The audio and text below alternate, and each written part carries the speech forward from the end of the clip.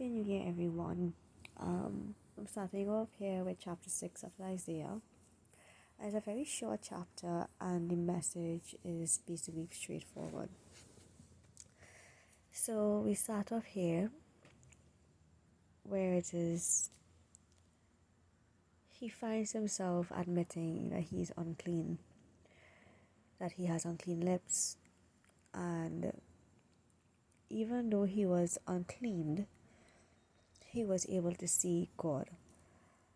And when it is, he literally said, God said, "Who shall I use to send this message?" And he said, "Send me, Lord." And he said, "Go forth and tell the people, and understand not that it, and see indeed, but perceive not." And the reason why is because they were living in sin. And when you live in sin, you will not understand what God is saying to you, because you can't have one foot in the world and one foot with God, right? And he asks for how long that they shall not, that their ears should be heavy and their heart should be fat, meaning that how long does he have to tell them the bad news or the message of God? And he said, basically, until there is nothing left, right?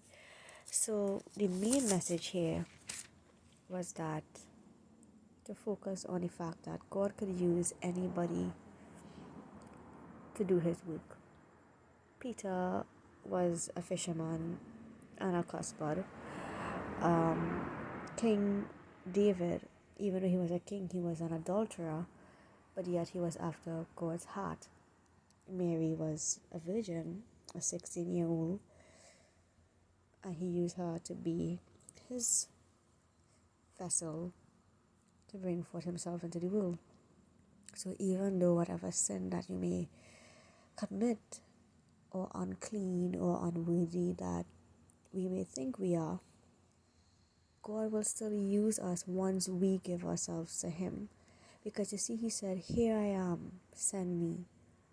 God gave us the option because he asked, who should I send? It's only we who could put ourselves in God. Because he said, all are called but few are chosen. And the only way you are going to be chosen is when you say, "Lord, here I am." And this is the main thing I want to focus on. Hence we start 2022. That even though what happened in the past or what's going on around us, we could all be worthy and start a clean slate. So I hope this helps.